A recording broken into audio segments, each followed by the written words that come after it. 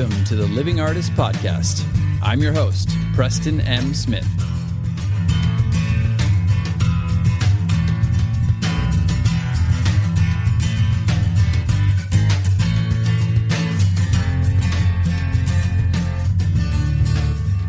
Hey, everybody. Welcome to the Living Artist Podcast. I'm Preston M. Smith, at PMS Artwork everywhere on internet land and socials. I want to thank you for landing on this podcast. Whether you're a professional artist, just getting started in the art world, a collector of art, or just consider yourself a creative person, this podcast has something for you. I like to think of it as a fun way to rant and talk to other creative people about living the life of an artist, surviving and getting ahead in the art world, and enjoying your life. But most importantly, not waiting until you're dead to make it happen. All right, let's get started.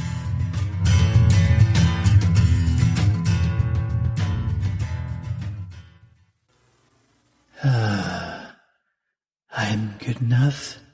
My art is of the highest quality. I'm doing very well. Nothing can stop me now. I'm smart enough. I'm exactly where I need to be. You suck. Your art's horrible. You'll never sell anything ever again. You better just stop. Just give up. You stink. Ha ha! Sound familiar, anybody? The inner critic? Have you ever gone on this roller coaster where you're super up one moment and you're down the next based on things that are happening to you in your art career? Well, you're not alone. It's happened to me, and it happened to me today. Because this morning I got a message saying that a collector who recently purchased one of my pieces, although they liked the piece a lot, the color wasn't bright enough for their living room, and they're returning the artwork. Oh boy. Well, I've shipped and sold over 450 paintings, and I've never had anybody actually unpack my work and look at it and say, nope, doesn't work for me, sending it back. Now, I won't name any names or any marketplaces. I've had a very good track record on this, but it doesn't matter how many paintings you've sold or how many successful shipments and transactions you've had, how good your customer service is, how many great reviews you've had, how many people have bought your work, how many people like your work. These things hurt. You always remember the bad ones. And that's what I was going through today. So I thought I'd be honest and just share this with everybody because we all go through it. And yeah, it was a bad way to start off the day for me. And I don't normally record on Mondays, but I thought, you know what? I'm going to just harness this a little bit and put it into the podcast. Because, even though this doesn't happen, like I said, often at all, it is something that we need to be ready for. Because here's the thing, you can't please everybody. You know that in every world. I kind of liken it to like a really good restaurant. Most of the people go and they love the work or love the food and the ambiance and their servers and whatever. They just have a great time and they leave happy and they just come back. But then you get that very vocal person who gets on Yelp and starts typing away and just goes at it, goes at the service, goes at the food, the kitchen, the noise, the smell. And that's the thing that sticks in everybody's mind when they read the reviews. Doesn't matter that they have 4.5 stars out of 5 or whatever. That's the one that people like to attach to. I'm not saying that the collector in this case left a crazy Yelp review. As a matter of fact, they were pretty nice about it. It's just from an artist's mindset perspective, we could have a track record that's golden, that's 4.95 out of 5 stars, happy collectors across the board. And then it's that one return that sticks in our brain like that pesky Yelp review. That's what I'm saying. We're going to talk about this a little bit today and just how you can kind of brush it off and keep moving because it's not the end of the world, right? Especially if you have a good track record, you've been doing this. If this is your first, like if you've done 2 shipments and both of them have been returned, then maybe something's going wrong and you need to address that. But I've had very positive reviews over hundreds and hundreds of shipments and people are very happy with my work. And this was kind of an anomaly for me, but man, it just really gets under your skin and makes you feel like, wow, I'm never going to sell another painting again. Now, I know that's not true, but it's something that is worth at least examining. So let's break this down a little bit and figure out how we go forward after getting something like this. For me, the last time that something like this happened was because I used a medium I wasn't used to using. I used automotive paint on a painting, on a triptych, and I thought it was dry. I dried it for a long time. I was very careful packaging it, and I don't know if the temperature changed or whatever happened, but it actually ended up sticking and ruining the painting. So this was not a matter of somebody not liking the work, but just the work got damaged and got returned. But I haven't had a return since that point. So this one kind of hurt. Now, look, the first thing that was said was this collector liked the painting. They were happy with it. The colors weren't bright enough, and therefore it didn't fit in their living room aesthetic. So I've never been accused of having my work be not bright enough. That's what we're going to get into first. You never can tell what's really going on, right? Maybe somebody has a little buyer's remorse. Maybe they bought something and then they got it home and they realized, you know what, maybe I shouldn't have spent that money. And it's just as simple as that. Now, maybe this person's absolutely right, and it wasn't bright enough. They said it didn't match the pictures. So for me, here's a chance to use this as a learning experience. I really pride myself on matching my work to a T. Basically, what I'm showing online is how my work looks. Like when it arrives on your door, it's going to look exactly like the picture.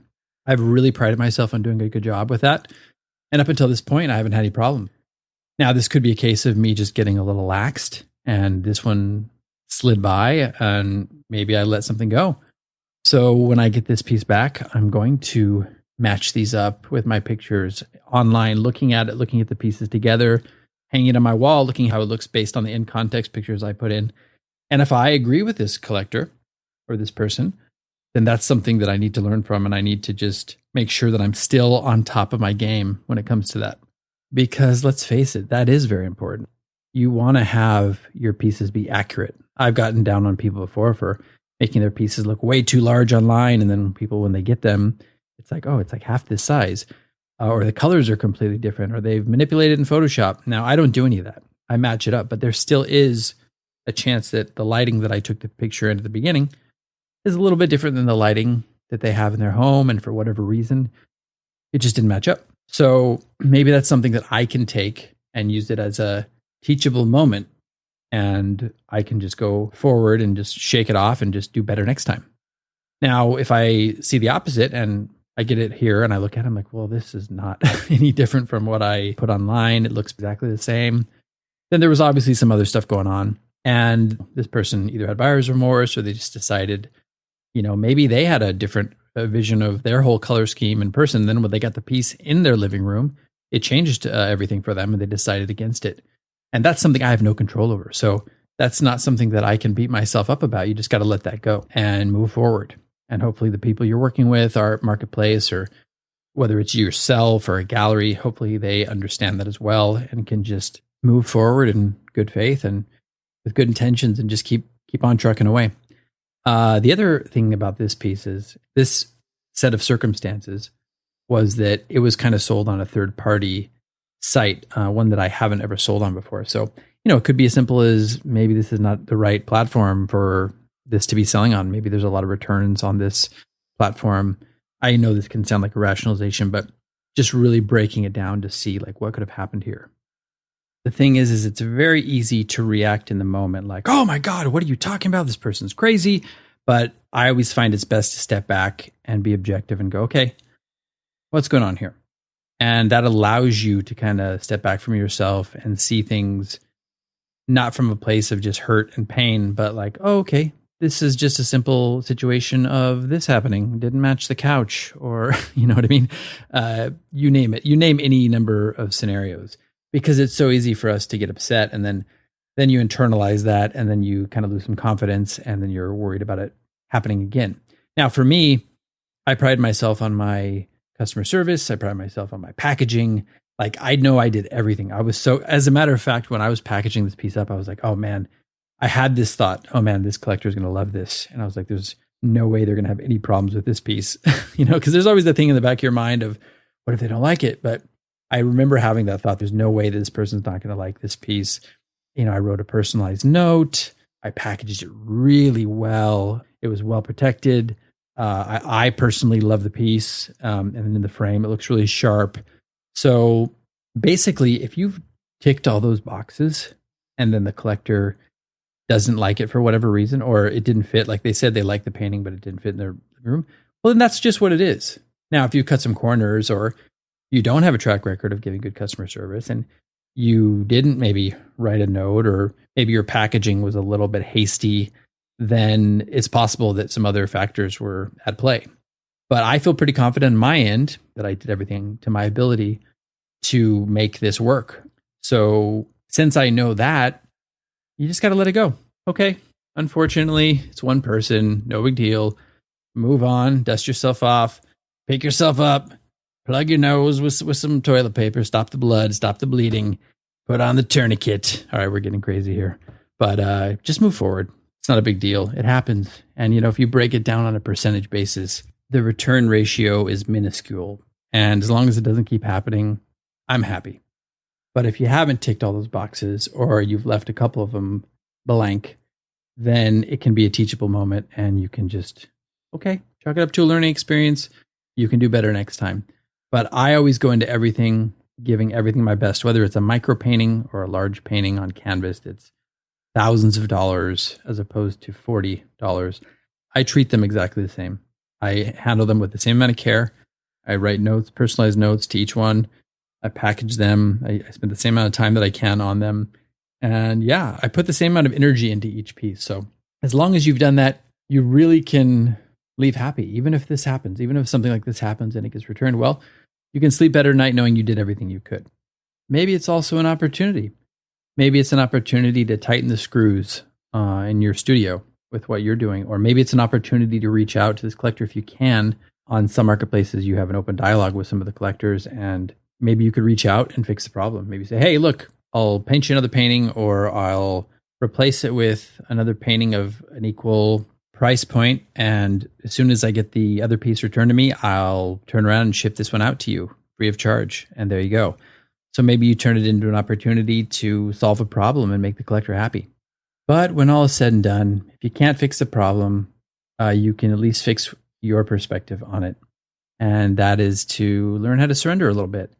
You're never going to make every single person happy in your personal life, in your artistic life, in your business life. It's not going to happen. It just, people are too different. There's just too many variables going on. So you do the best you can. I know I was raised kind of as a people pleaser. And when people don't like me or people don't like something that I've done, it can affect me and I can kind of obsess about it. Now I've gotten a lot better through my acting and painting careers by developing a little bit of a thick skin. So I've gotten better at that. But, when things like this happen, it kind of rears its ugly head. So it's just a reminder that you can't make everybody happy, and that's okay. And just adopt a bit of a Buddhist philosophy and just let it go, surrender to it, and remember, you are no one. There is no one here to hurt. You are egoless. You don't identify with this.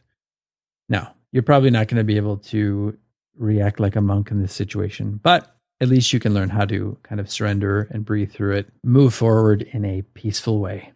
So that's what I'm doing. And I thought I would just share this with everybody because I know I'm not the only one who deals with this. I know all of us artists deal with this, and we can be very fragile. Our confidence can be very fragile in our work. Even if we believe we've got the best shit out there, it just takes one person to kind of pull out the little Jenga piece and it all comes crashing down. So just remember, I just did a little whistle, a little prospect whistle. There's gold in them hills. Just remember, sorry about that. Just remember that this happens to everybody.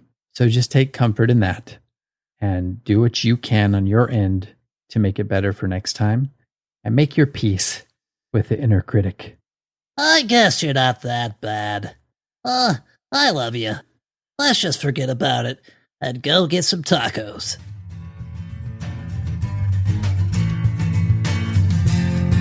This has been the Living Artist Podcast. Thank you so much for listening. I just want you to know that I appreciate you being here, and I'm grateful to be in your ears.